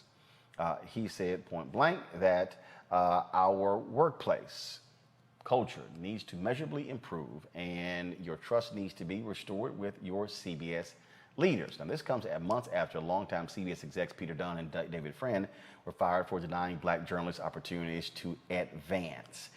Candace, this was the National Association of Black Journalists when I'm Vice President Digital. We were very much involved in this once this story was broken by the LA Times, meeting with George Cheeks, meeting with other executives with the company. And, you know, CBS has been hit with allegation after allegation. You've already had Dr. Ian Smith, who has filed a complaint against them in New York because of what he's dealt with Dr. Fields' folks who oversaw the TV show The Doctors. And, I mean, we've just heard countless stuff. I mean, what you're dealing with, this is what people talk about systemic culture. Yes. That's one of the deals. And so what some are saying is, okay, you get rid of 4 managers, but what about the mid-level managers who carry these things out? Are you fully rooting out? And also, what also did happen today, just give me a second, they did fire the head of HR at their station in Kathleen Kelly. She was the WCBS Human Resources Manager. She was fired this morning as well. And not only is it just the systemic culture inside of newsrooms, but these are mostly white men who are controlling the culture in terms of what we see, the images that we see. But this isn't new. You and I have been in a lot of newsrooms across this country. And, you know, what happens is that the Black Lives Matter movement, all right, I'm going to go back there because this made general managers, news directors across the country, mostly white men, they had to change their ways. And a lot of them were scrambling when the Black Lives Matter movement came about and George Floyd was murdered, because they had to figure out, how do we cover the news? What do we do with the people who are now complaining to us because now we're being held more accountable? That was old hat. This is a new system of people who are more in control and understand that diverse newsrooms matter. And not just black and white. We are talking about Asians. We are talking about Latinos. We are talking about transgender, LGBTQ. Everybody now, the floodgates are open in terms of trying to make change. You know, my friends and I have conversations often that say, you know, the time for a black woman is right now. You better get it in because we don't know how long it's going to last. But it is going on right now in terms of the voices that we have, and not just us, but I'm just saying in terms of my friends, not just us, but many people who are able to speak now and finally see some change. Ian Smith is going to get exactly what he wants. There are too many eyes on it, and he is somebody who has been in the trenches long enough for people to respect and believe him, because that's been the problem too. Calling HR, calling the 1-800 hotline at your job, making accusations and just not being believed because nobody wants to do anything. Ian Smith is we'll see more of him in court. We'll see him come out the victor. This is the thing that I have been saying for quite some time, Kelly, that people don't quite get. That media is the last bastion. If you truly want to bring an end to white supremacy, you have to understand the role that media plays, because that's controlling the narrative. That's being controlling what is said, what is seen. And so I've been one of these folks who've been very aggressive in terms of how we go after these media companies, because again, this is what we're talking about. Because when you're able to affect the hearts and minds of people, then you're able to change the conversation. But not only that, the reason why we're seeing this change on top of the social pressure is tied to the money, right? A lot of these executives are afraid of losing money. And it's not to say that these social issues do not matter, but if these social issues were not backed by dollars or not threatened by the loss of money, we would be getting nowhere. So back to your several episodes where you talk about Black media and Black advertising dollars, and even advertising dollars that are white owned but are catering towards social issues, if we do not keep that pressure up, then we can regress into a media in which our stories and our perspectives and our narratives are silenced like they have been. So I just want to make clear that if it weren't for the money being tied to these issues, if we did not have the exposure to the BS that is going on that is tied to the money, then we wouldn't be getting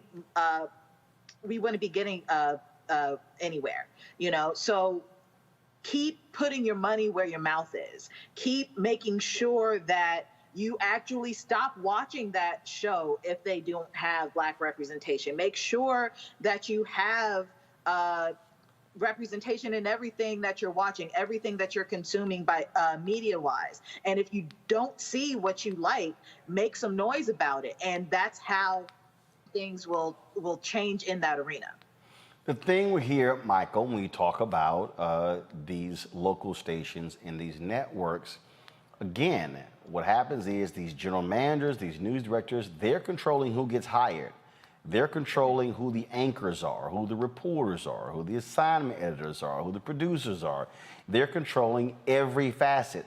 And what we have to understand is that this is, I mean, you can lead people in a way. We see this in how Fox News, what they've done with critical race theory. These people, when they control media, look, I understand, that's why I made the decision when I was 14, I'm gonna go into media, because I understood the power. I've long said that when there's a coup anywhere in the world, the first things they get control of are the guns. Media is second. Second, right. Right, yeah, you know, Roland, in my background's in media as well, and my degree's in marketing from Wayne State. So I saw this like 30 years ago. And Kelly hit on something here talking about the money. The white corporations that take out ads on CBS programs are complicit. See, white corporations finance this. These networks make the majority of their money through selling ads. Okay, so and when you talk about Fox News, these corporations are complicit with the propaganda that Fox News is putting out, and this is why when we take action, it's not just against the networks we have to go after. When we talk about changing the culture in, say, a CBS, for instance, it's not just CBS we have to go after.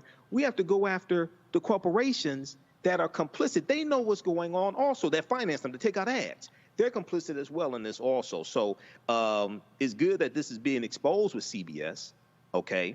And I want to see the actual follow through on this. But I want to hear from the advertisers of CBS as well, because they're complicit in this also.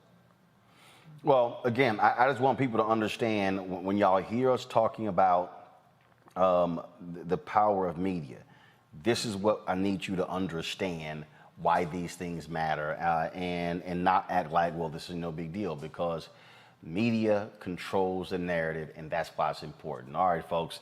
Deion Sanders, of course, is the head coach for Jackson State University football team. He dropped a video today that I thought was really interesting that I wanted you to check out. Y'all, watch this. Arrived on campus in November. Brand new locker room will be complete probably by November, with all the bells and whistles, players lounge, barber shop, everything. Brand new turf field. Wow. We're doing a grass field right here. That should be done in probably about a month. So we'll have 2 practice services. We deserve this. Our kids need this. They wanted this. And we went out and hustled, worked our butts off, and got it. Walmart, I thank you. NFL, I thank you. And Smack, I thank you. I thank you. I thank you for everything we're accomplishing. Let me tell y'all something. I want you to start dreaming while you're awake. See, you're doing the old dreams. You're sleeping, you're dreaming, and oftentimes when you wake up, you don't even recall or recant your dream. Start dreaming while you're wide awake, because I want you to see it. I want you to visualize it. I want you to be able to touch it. I want you to be able to feel it. I want you to be able to truly imagine that it could be possible. I wish you would have seen this just a few months ago. Look at it now. Look at it now. Don't you ever tell me what God can't do. Coach Dancy, Mississippi Valley, we had a wonderful conversation with your kids that were there at Media Day, man. How can we help you get this? Everybody out there listening to this, how can we help Mississippi Valley State get the same darn thing we got? Because our kids ain't no better than them. They deserve it as well. It shouldn't be just us. That's a good brother that loves his kids, loves the responsibility that God has placed on his heart, and he loves the position he's in. We need to help him get the resources to do the same darn thing. I'm dreaming, and I'm wide awake.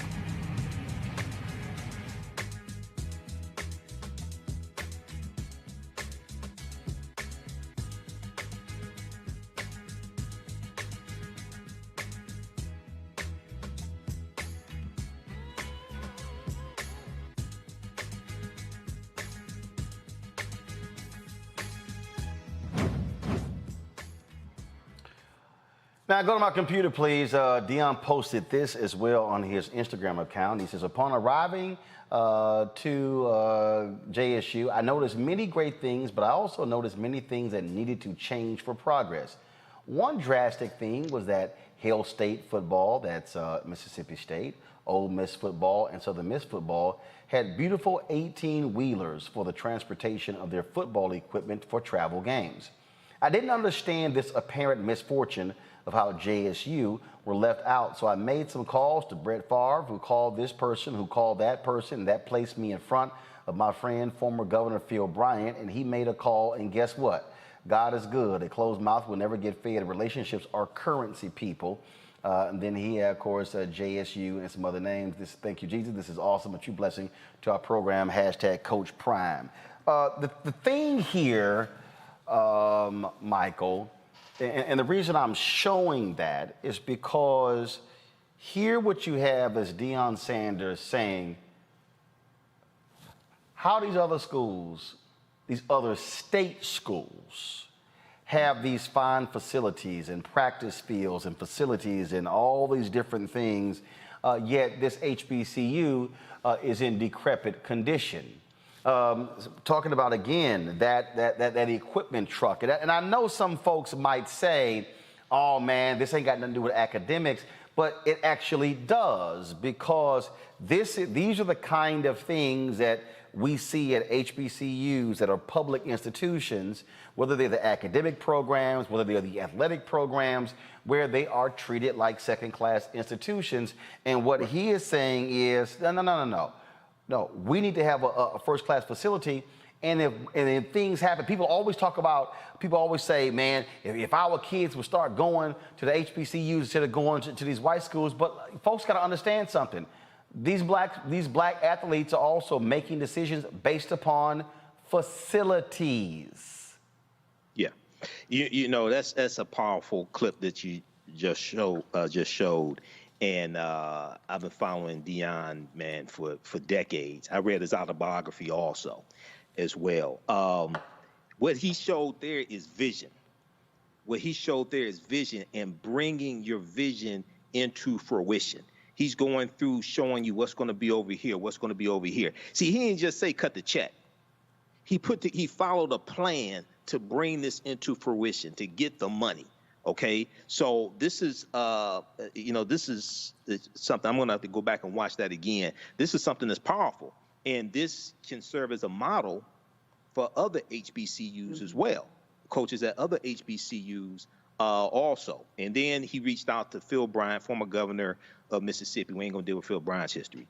And Carolyn Bryant, we ain't going to talk about that. But he reached out to him. He used his network to get this money. And that's what you have to do. So that's powerful. The thing here, Ken, is that I think is important, and we're seeing this at Bethune-Cookman.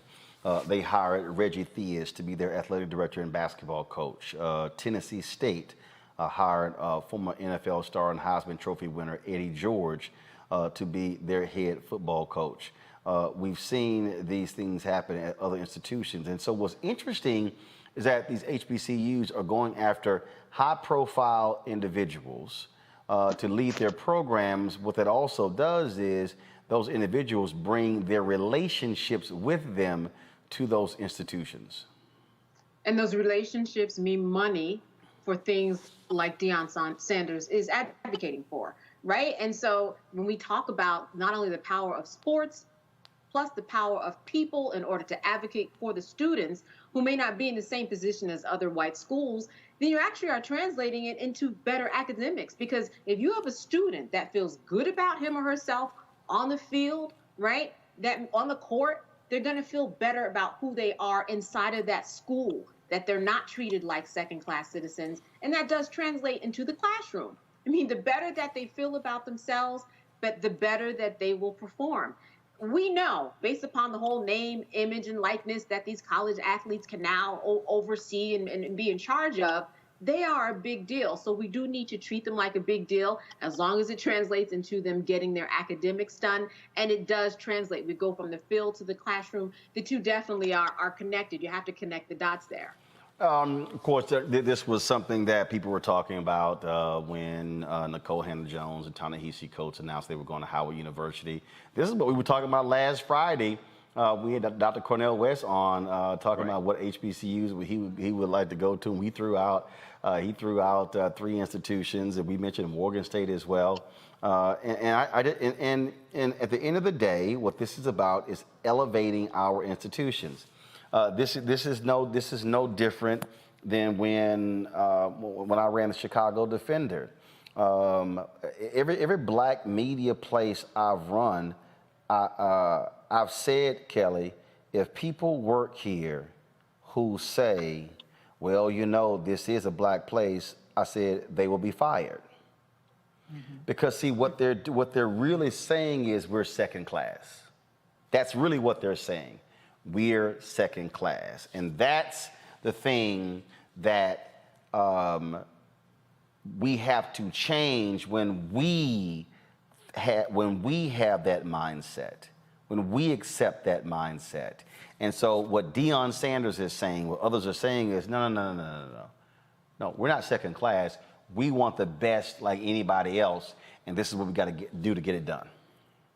I absolutely agree with that. I am also an HBCU grad. I went to Bowie State University, and even though I may not have been in a position to always give back financially, I use my voice to give back. I use my presence to give back. I use any connections that I have to give back. But more importantly, I talk about my school in the same vein that somebody would talk about the University of Maryland. Somebody would talk about Harvard University, because the amount of excellence that comes out of that school is on the same par, if not better, in my opinion, than those of Ivy Leagues and the like. In fact, I have friends who graduated with me who ended up in Ivy League schools for postgraduate work, which tells me that HBCUs are on the same par in order to get to those levels, which means that they are at the same level, in my opinion. You have to talk about your school like that. Even if you didn't go to an HBCU, you have to talk about things that were made for you in the same vein, with the same pride as something that was not made for you, that is just mainstream. If we have that culture, if we have that mindset that we actually are excellent and that Black excellence is not just a hashtag that you use when you're mad at some white person who said something off the cuff, it makes a difference. It makes a difference in how that HBCU is viewed. It makes a difference in how students look at that school. It makes a difference across the board. It makes a difference in how that school gets money and how that school gets connections. Howard University would not be where it is today if we did not have all of these celebrities and all of their alumni bragging about their school, because people wouldn't necessarily know about it. It is where it is, not because of just because of the excellence that comes out of that school, but because of the word of mouth from their alumni about that school. So other HBCUs need to apply that logic. Other Black people who are interested in HBCUs who may not have attended also need to apply that logic. But at the end of the day, we just need to come to a consensus that we are just as good, if not better, than our white counterparts in academia, because that is what the evidence is telling us, not just some pie in the sky dream that we have or some misconceived notion or inflated notion of who we are. It is a fact that we are excellent and we need to act like it. All right, folks. Some breaking news out of St. Louis. Go to my computer, please. St. Louis and St. Louis County, they are reinstating the mask mandate. So even in indoor facilities, and so they are putting that in. I think we're going to see more city, counties, and states do that for safety. And so Mayor Tashara Jones was one of the folks. So they've had rising infections in that state, and so it is going to begin on Monday. And they said we've lost more than 500 St.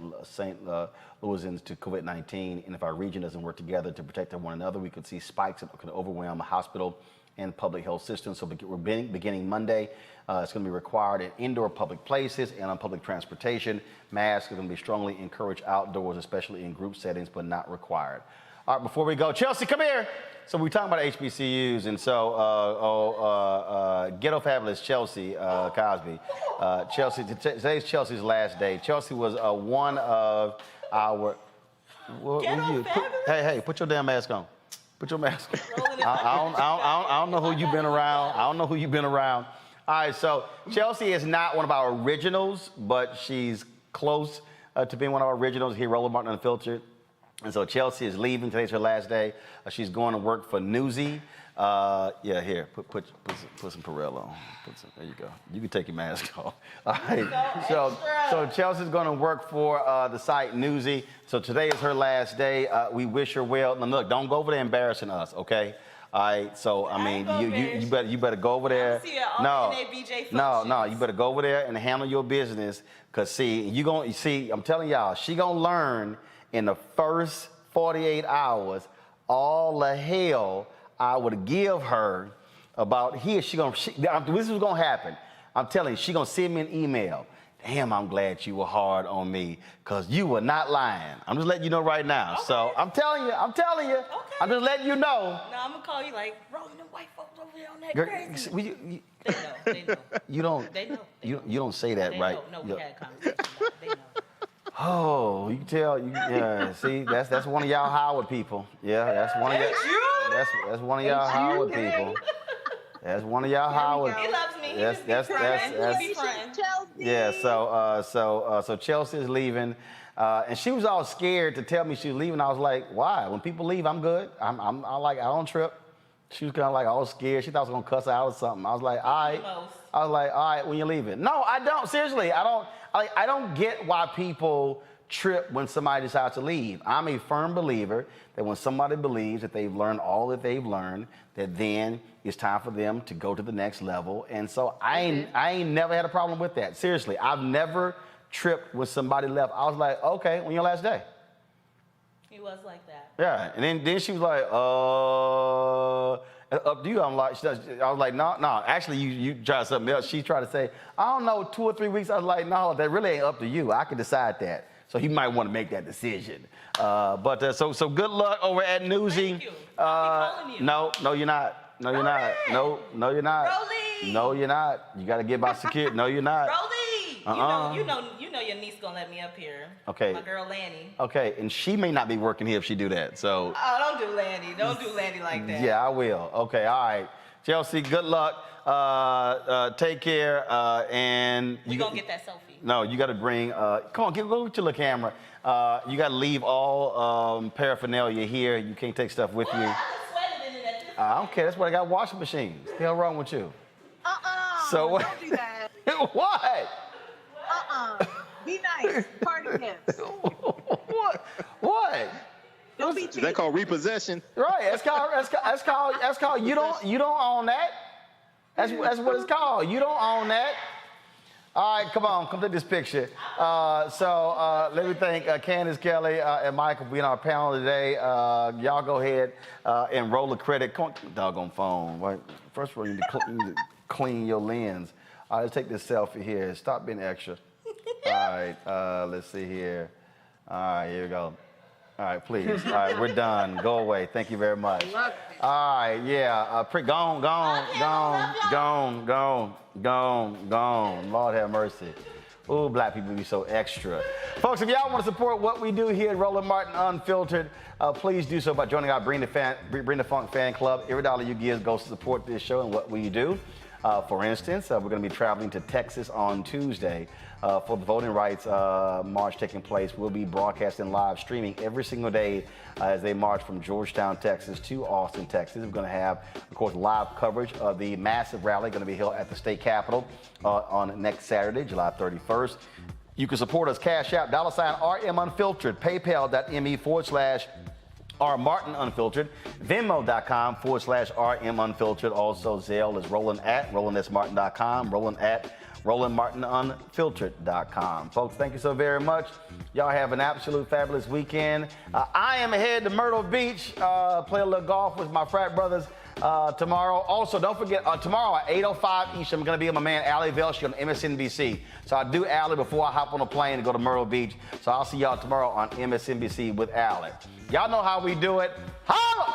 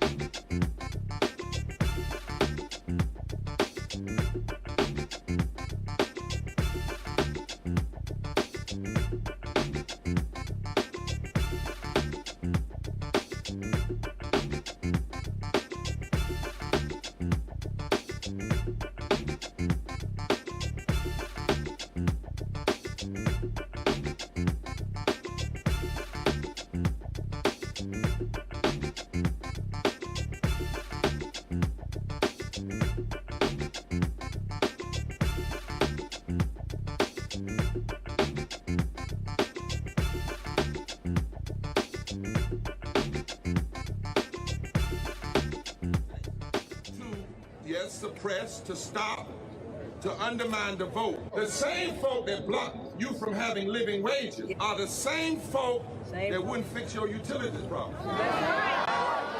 In this time, when our voting rights are under attack and economic justice is being denied, we're launching a season of nonviolent moral direct action to demand 4 things by August the 6th. The 56th anniversary of the signing of the Voting Rights Act. Number 1. end the filibuster. Number 2. Pass all provisions of the For the People Act. Fully restore the 1965 Voting Rights Act. And number 4, raise the federal minimum wage to $15. Pass the For the People Act. That is the last best hope for voting rights, not just in Texas, but Georgia and Florida and about a dozen other states.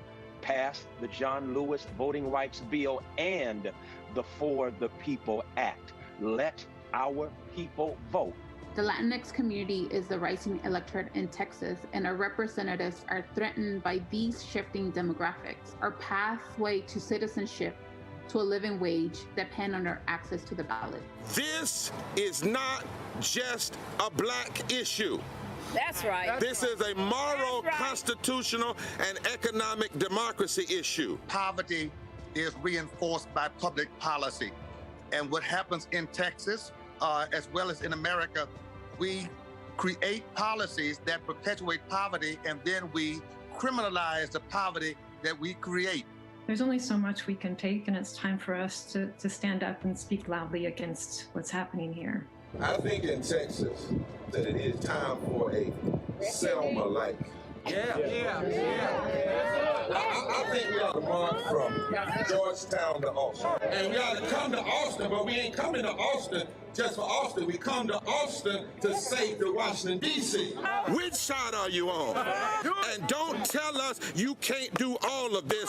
You must do all of this for the soul and the heart of this democracy. Forward together! Forward together! Forward together! And not one step back.